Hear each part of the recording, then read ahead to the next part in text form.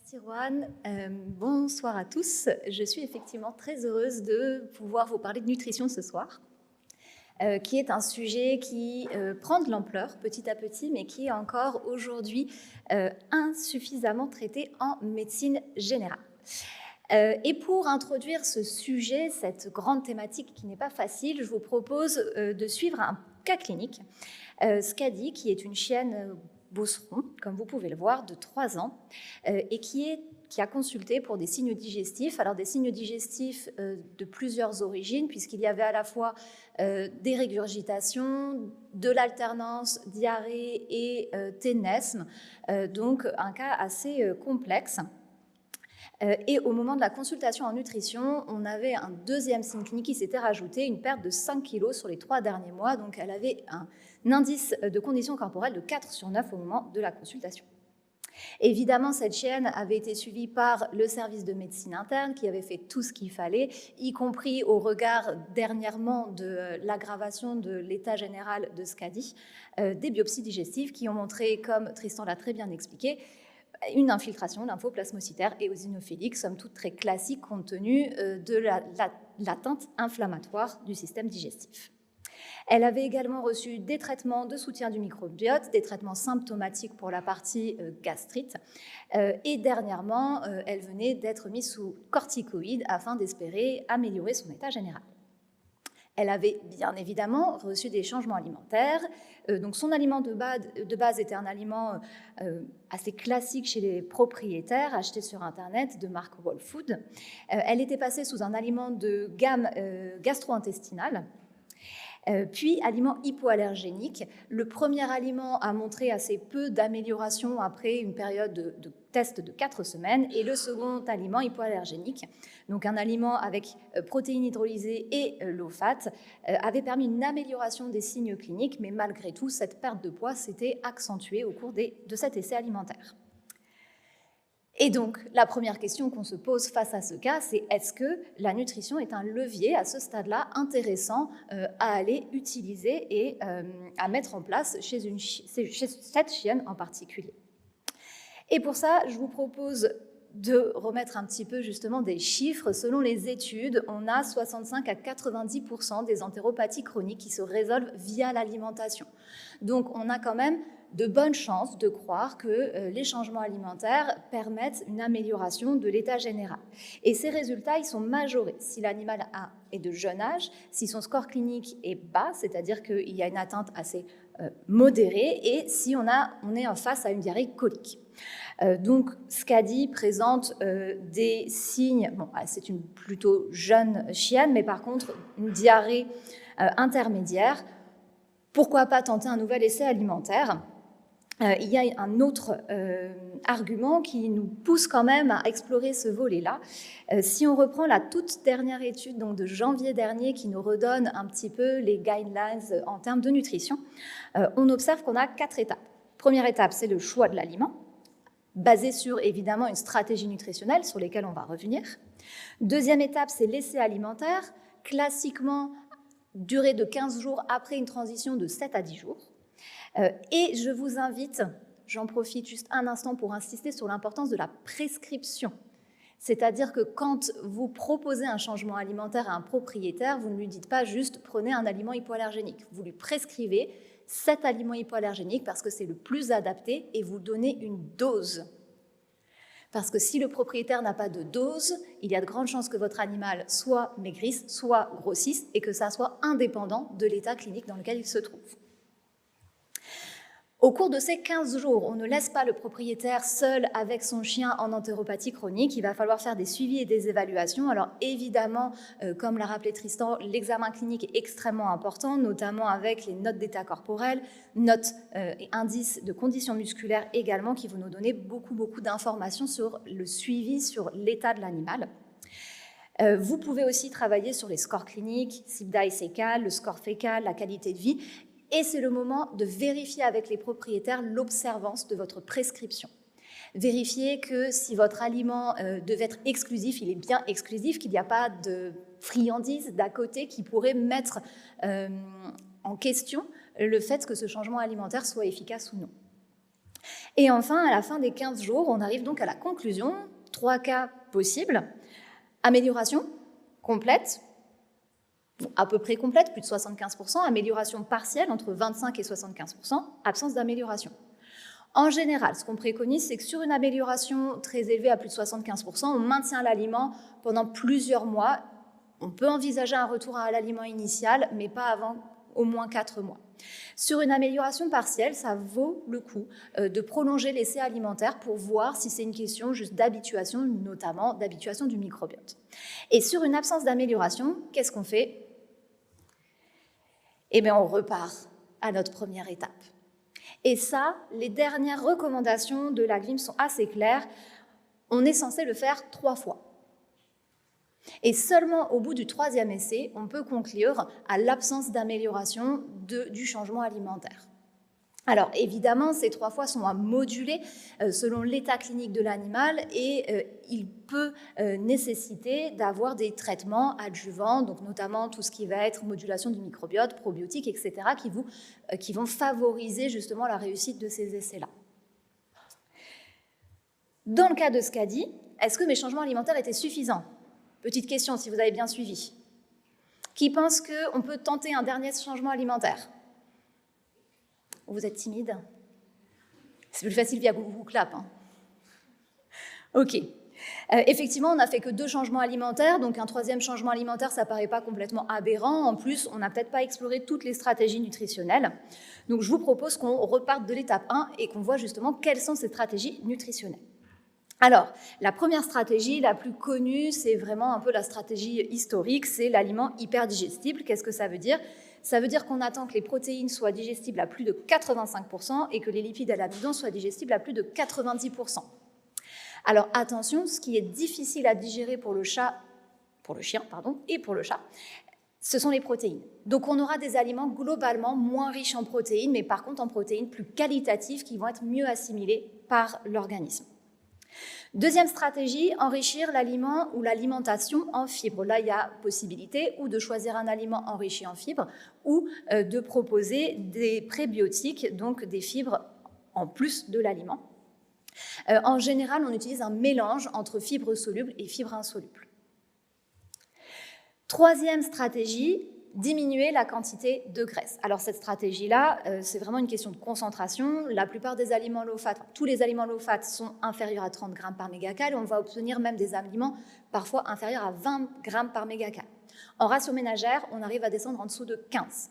Donc là, tout dépend de la pathologie et de la raison pour laquelle vous pensez que le low-fat est intéressant. On va revenir là-dessus aussi. Enfin, dernière stratégie, c'est l'hypoallergénique. Et là, il y a 2 sous-catégories, 2 autres stratégies dans cette stratégie. C'est soit utiliser des protéines naïves, soit utiliser des protéines hydrolysées. Et on va voir là aussi que ce n'est pas tout à fait le même intérêt. Alors, on est parti. Hyperdigestible, ça a de nombreux avantages théoriques et notamment tout ce qui va être en lien avec une meilleure absorption des nutriments. Donc meilleure absorption des minéraux, meilleure absorption des vitamines, meilleure absorption de manière générale des calories. Donc si vous avez un animal qui est plutôt sur une pente glissante à perte de poids, c'est vraiment l'aliment idéal qui va permettre une bonne récupération. On a aussi une meilleure assimilation protéique et ça a pas mal d'impact. Donc globalement, on va avoir une amélioration, enfin en tout cas l'objectif c'est d'avoir une amélioration des paramètres cliniques et biochimiques dans certains cas, notamment au niveau de l'assimilation des minéraux. Une diminution de la stimulation du système immunitaire parce que si ces protéines sont mieux assimilées au niveau de l'intestin grêle, les morceaux qui vont rester et qui vont transiter dans la dernière partie de l'intestin grêle et dans le côlon vont être plus petits. Et plus mes morceaux protéiques sont petits, moins l'immunité est stimulée par ces protéines. Donc ça a vraiment un intérêt aussi au niveau immunomodulateur. Et enfin, si ces protéines sont en petits fragments, elles vont être moins utilisées, moins utilisables par les bactéries.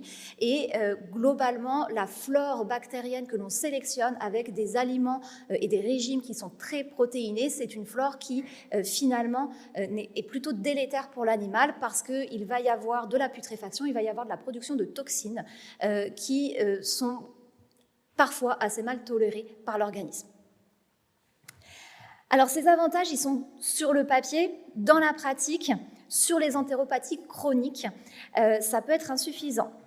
Il y a une étude, et il y en a quelques-unes, qui montrent que le score clinique va effectivement diminuer, mais quand on fait des études à long terme, avec des suivis sur plusieurs mois, voire sur plusieurs années, les rechutes sont plus fréquentes avec ce type d'aliment seul et ce type de stratégie seule que si c'est combiné à d'autres stratégies. Et attention, ces aliments-là, je vous ai dit, sont très caloriques, donc ils ne vont pas correspondre à des animaux qui sont déjà en surpoids, parce que ça va leur faire prendre encore plus de poids. Et puis, ça ne va pas correspondre à nos petits cas particuliers d'intolérance aux graisses, dont on va reparler en troisième partie. Sur les aliments enrichis en fibres, bénéfice attendu, c'est principalement sur le renfort du microbiote. Donc ça va nous permettre de sélectionner une flore bactérienne qui est vraiment positive et qui va apporter beaucoup de bénéfices à l'organisme. À côté de ça, ces fibres, les fibres solubles comme les fibres insolubles, vont avoir des effets sur la régulation du transit et en particulier au niveau du côlon. Les fibres insolubles sont très intéressantes. Mais du coup, question, est-ce que c'est vraiment intéressant au point d'aller sur un aliment de régime? Parce que vous savez tous, évidemment, les aliments de régime sont extrêmement riches en fibres insolubles. Donc, je vous propose à nouveau un petit sondage qui pense que pour une diarrhée colique, on peut raisonnablement donner un aliment de régime à un animal, un chien, qui par ailleurs est à un point normal. Qui pense que c'est une mauvaise idée de donner un aliment de régime à un chien qui a une diarrhée colique? Qui n'en a strictement aucune idée? Parce que je n'ai pas vu beaucoup de mains se lever au global. Alors, les mains qui se sont levées sur l'aliment régime est une mauvaise idée, effectivement. Quand on va enrichir en fibres l'aliment, on veut garder le côté hyper digestible parce que c'est quand même une condition nécessaire à la récupération de l'animal. Or, les aliments régime contiennent tellement de fibres insolubles qu'ils perdent en digestibilité. Et du coup, ils ne vont pas pouvoir correspondre à des animaux qui ont une altération de leur digestion via l'entéropathie chronique. D'accord ? Donc, on enrichit en fibres, mais de façon raisonnée et surtout avec un mélange de ces deux fibres. La réponse clinique, elle est plutôt positive dans les études. Une première étude a montré 96% de résolution juste avec l'ajout de psyllium sur un aliment hyperdigestible. Donc, vous voyez, ce n'est pas des stratégies indépendantes les unes des autres, c'est vraiment des stratégies qu'on va combiner. Une autre étude, quand il s'agit d'aliments industriels, montre 68% de résolution, mais ce qui est aussi intéressant, c'est que sur cette étude, l'amélioration clinique des animaux se faisait en 24 heures. Donc une amélioration et un résultat clinique très très rapide. Troisième pilier. Alors, les aliments pauvres en graisse sont vraiment très intéressants dans des cas particuliers et ne sont pas forcément à mettre en place sur n'importe quel animal. Le premier cas, c'est la stéatorée, c'est tout simplement l'intolérance aux graisses, l'incapacité de digérer les graisses. Ça paraît relativement logique, je pense que je n'ai pas besoin de vous expliquer la physiopathogénie. Sur les ralentissements du transit, que ce soit les stases gastriques et les iléus, les graisses finalement ont un effet aggravant. Donc on va chercher à les diminuer pour justement essayer de remobiliser la partie vraiment musculaire du système digestif. La lymphangiectasie, qui est malheureusement très très fréquente chez ces animaux entéropathes, est aussi une contre-indication à des aliments riches en graisse, donc hyperdigestibles classiques. Pourquoi ? Parce que les lipides sont principalement absorbés par les vaisseaux lymphatiques et donc cette lymphangiectasie va être aggravée par la présence de graisse. La pancréatite canine, et attention j'incite vraiment canine, ça n'est pas du tout la même chose chez le chat, est une contre-indication à un aliment très riche en graisse et évidemment, comme je vous ai déjà dit, l'excès pondéral va nous faire choisir plutôt un aliment low fat, tout simplement parce que ce sont des aliments qui sont moins caloriques. Les résultats en termes de réponse clinique sont assez variables. Il n'y a pas beaucoup d'études finalement qui nous permettent de dire est-ce que cette stratégie-là est payante. L'étude d'Hernandez a montré entre 66 et 86% de résolution, mais là aussi, elle combinait plusieurs techniques. Donc, c'était un aliment qui était low fat, mais qui était aussi hypoallergénique. Et il est donc difficile d'arriver à savoir est-ce que c'est l'hypoallergénicité ou le low fat qui a fonctionné pour ces animaux-là. Dernière stratégie, on a presque fini.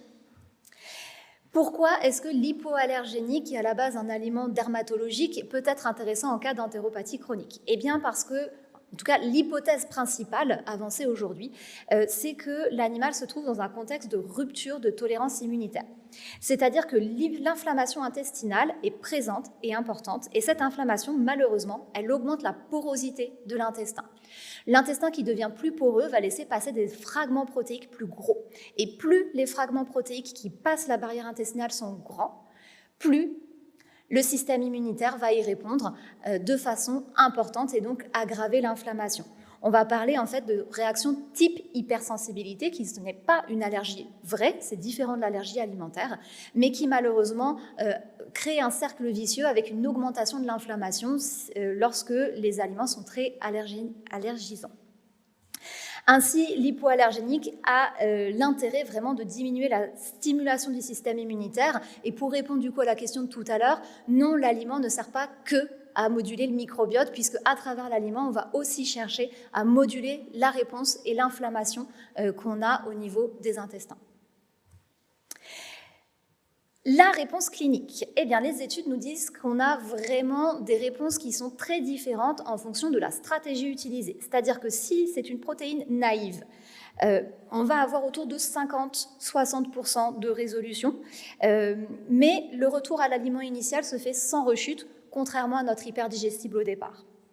Par contre, c'est une stratégie qui est de plus en plus difficile aujourd'hui parce que je pense que vous l'avez rencontré, l'historique alimentaire de nos chiens se complexifie avec de plus en plus de friandises d'origines différentes, des aliments dans lesquels on a des viandes très originales qui sont incorporées, voire des aliments avec 4 ou 5 viandes différentes, donc des animaux qui sont constamment exposés à des protéines de plus en plus variées. Enfin, dernière stratégie, c'est l'hypoallergénique avec des protéines hydrolysées. Et là, on a des très très bonnes réponses. Donc cette étude qui est un petit peu la plus robuste avec une étude prospective contrôlée sur 3 ans montre qu'il y avait 89% de résolution à 3 mois en utilisant un aliment à base de protéines hydrolysées. À 7,5 mois, 87% des animaux étaient toujours asymptomatiques et le contrôle à 3 ans montrait que ceux qui avaient maintenu l'aliment à 3 ans étaient toujours asymptomatiques.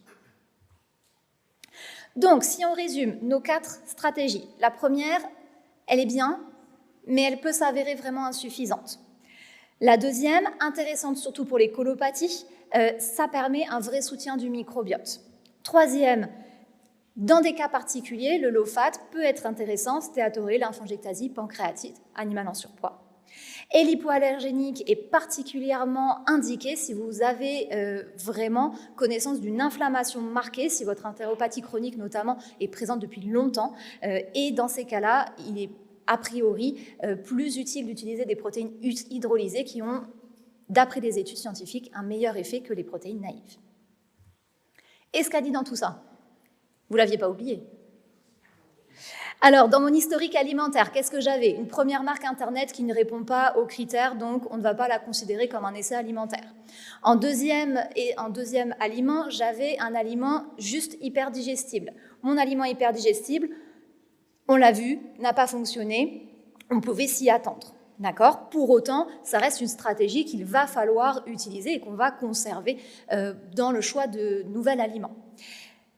Troisième aliment qui avait été proposé, c'est l'aliment hypoallergénique et low-fat. Donc hypoallergénique, oui, on a une inflammation marquée, donc c'est une stratégie qu'il faut qu'on conserve également dans la nouvelle proposition d'aliments pour SCADI, mais pauvre en graisse, ça peut se discuter.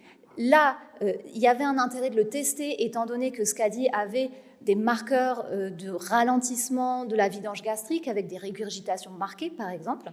Mais maintenant qu'elle a perdu 4 kilos et qu'elle est plutôt dans un état de dénutrition, ça n'est pas forcément une stratégie à conserver pour le choix du nouvel aliment.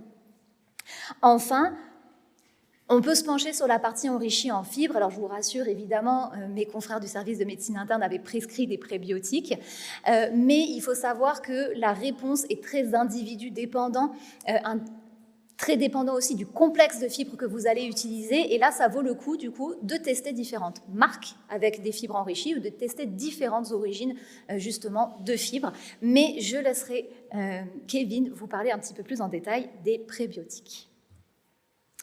Voilà, on a fini pour la présentation. Merci à tous pour votre attention. Et puis, je refais un petit peu de publicité pour le congrès. N'oubliez pas, congrès des 4 écoles en juin à Maison Alfort.